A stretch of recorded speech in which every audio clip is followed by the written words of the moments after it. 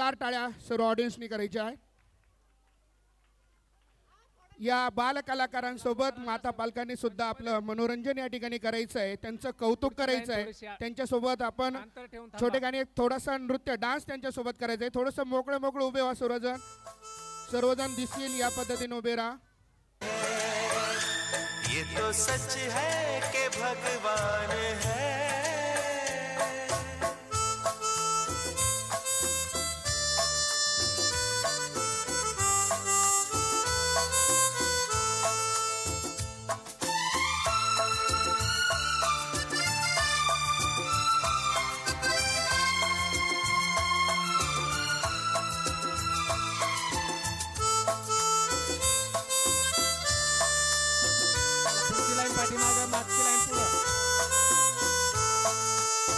पुढची लाईन पाठीमागे चला.